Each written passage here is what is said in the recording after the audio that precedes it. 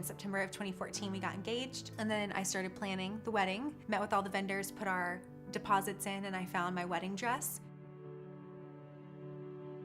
I flew back to Vegas, and that night Bernardo told me after he picked me up that he wanted to call off the wedding and he did not want to be with me anymore. It was the most difficult time in my life, I think.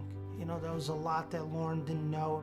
What happens when she finds out that I gotta still pay student loans. And I didn't know what to do. I didn't have many friends, if any, in the city at the time, far away from my family. And I guess my pride led me to think that I could deal with it on my own. We'd only been here for about a year, and so I only knew a couple people and had to find my own place. I had nothing but my cat. I was completely blindsided.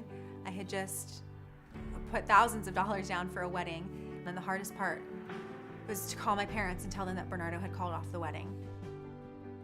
My friend had always been inviting me to church with her, but I was never able to go, and she finally invited me to go to Central for Christmas. And then the next day, I was at work, and Bernardo reached out on any form that you can get a hold of somebody these days and said, "I have to see you." So I met him, and he begged for a second chance. And I explained that he would have to court me all over again, and that there were some non-negotiables. And one of those was being a part of Central and for him getting to know God. So I've been coming to service every weekend, and then gradually, I started to understand more about the message, and I had to find what was missing in my life.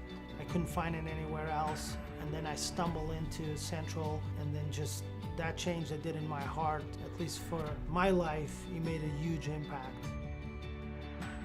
And then I was like, okay, I gotta give this an honest shot, and got baptized right outside of church.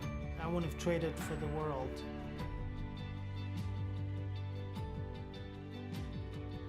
We got really involved and really intentional with our relationship in every aspect, from our finances to all the things that we hadn't been communicating about before, and really began to see what our life would look like with God at the center. And planning a surprise for her, and it was just perfect. It was simple. So I reproposed, she said yes. We really wanted our wedding and our marriage to reflect God's grace, because I couldn't ask for forgiveness from God and second chances and not give Bernardo a second chance. And even just in our first couple months of marriage, it's been amazing to see what he's done.